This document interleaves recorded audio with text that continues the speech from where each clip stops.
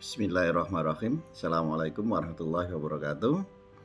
Pada kesempatan kali ini saya akan berbagi cerita dan pengalaman selama kena COVID-19.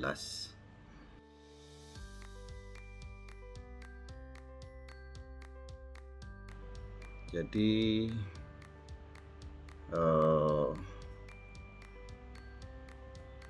di keluarga kami, keluarga saya itu pertama ada yang kena COVID, yaitu anak saya yang laki. Nah, yang ketiga itu pada hari Senin bulan Januari, tanggal berapa? Tanggal 4 apa 5 waktu itu. Dia merasa agak batuk dan pusing, kemudian periksa. Nah, pada saat itu hasil periksa, hasil swab PCR dinyatakan positif. Karena positif, maka isolasi di rumah dan dirawat lah oleh istri saya. Kemudian 2 hari berikutnya, karena saya hari Minggu waktu itu sampai hari Selasa perjalanan ke Sukoharjo karena takziah kakak ipar saya meninggal waktu itu, sehingga sampai rumah baru hari Selasa. Dan hari Rabu saya dan istri tes juga, swab PCR. Nah, hasil pada hari Rabu tersebut tanggal berapa? Tanggal 6 kalau nggak salah. Ya, tanggal 6 Januari saya dinyatakan negatif, tapi istri saya dinyatakan positif. Sehingga dalam rumah itu ada 2 yang isolasi mandiri sudah kena COVID, anak saya dan istri saya. Kebetulan saya juga berada di rumah itu, dalam satu rumah, meskipun dengan kamar masing-masing.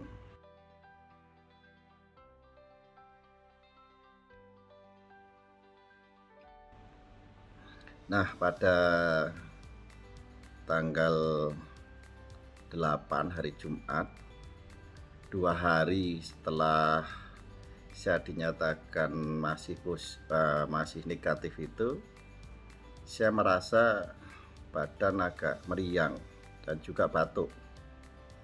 Karena dengan minum obat batuk biasa nggak bisa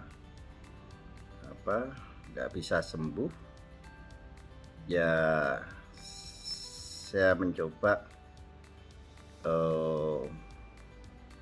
untuk ke dokter umum waktu itu tanggal tanggal 8, berarti tanggal 10 ya, tanggal 10 Januari ya, dari dokter umum kok tidak ada perkembangan, sehingga kapan sebenarnya mulai ada tanda-tanda kena COVID ya, prediksi saya sih sejak tanggal hari Jumat tanggal 8 Januari itu sebenarnya sudah mulai. Tapi karena saya awalnya 2 hari sebelumnya hasil tes itu negatif, saya tidak begitu percaya bahwa saya kena gejala COVID-19.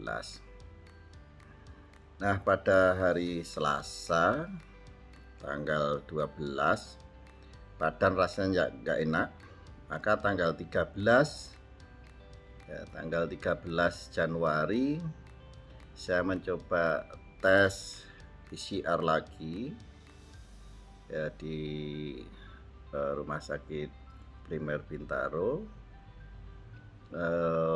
Tes pagi, kemudian siang udah jadi.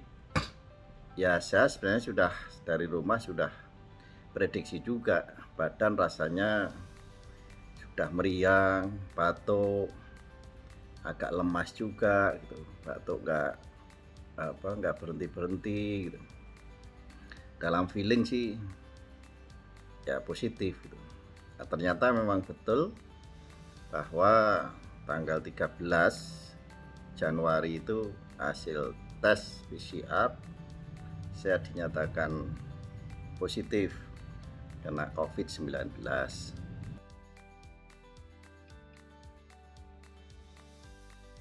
Ya, CT itu sebenarnya nanti menentukan seberapa besar virus yang ada di badan seseorang. Nah, berdasarkan hasil tes paru-paru, menurut informasi dokter itu relatif masih baik.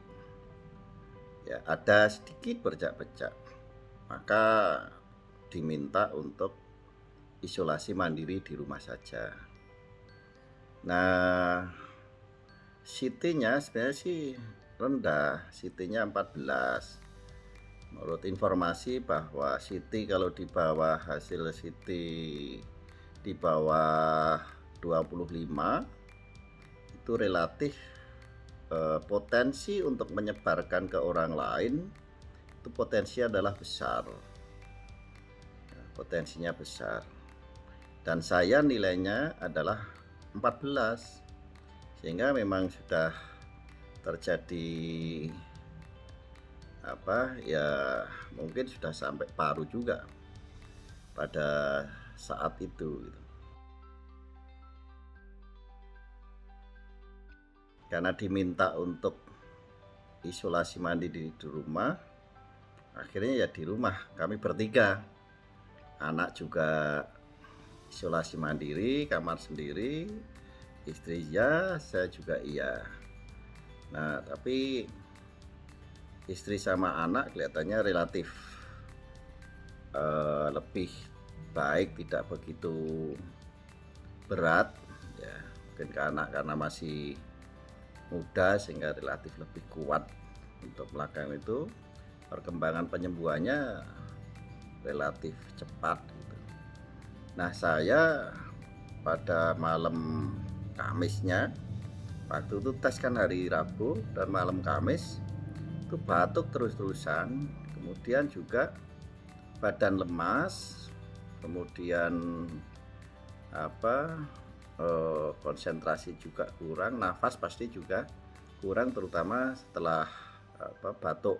Habis batuk itu mesti relatif kurang, meskipun saturasi oksigen masih relatif bagus ya, masih sekitar 94, 95 pada saat itu. Tapi hari Kamis badan semakin tidak nyaman. Badan tuh sudah ya sudah nggak enak lah, ya sudah nggak enak, lemes, makan juga males rasanya ya, makan juga males, nggak ada rasa karena sudah pahit dan lain-lain. Maka pada saat itu saya minta tolong ke teman-teman yang ada di kantor.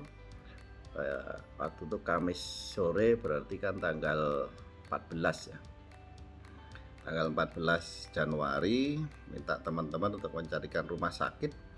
Saya pengen ke rumah sakit karena harapannya kalau ke rumah sakit itu kan ya paling tidak bisa diinfus, karena makan juga tidak bisa banyak, maka dengan infus harapannya adalah relatif lebih cepat untuk proses penyembuhan.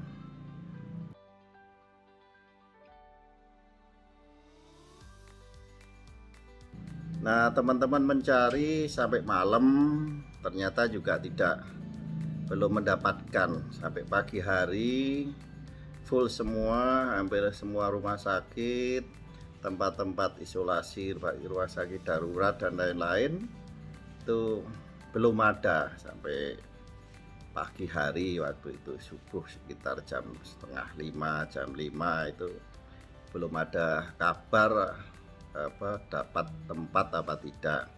Nah, saya mencoba untuk menghubungin teman yang ada di Muhammadiyah. Beliau adalah ketua majelis PKU, Mas Agus Samsudin, untuk meminta, saya awalnya meminta apakah ada kamar kosong di Rumah Sakit Islam Cempaka Putih. Ya, kalau ada, maksud kami bisa langsung ke sana.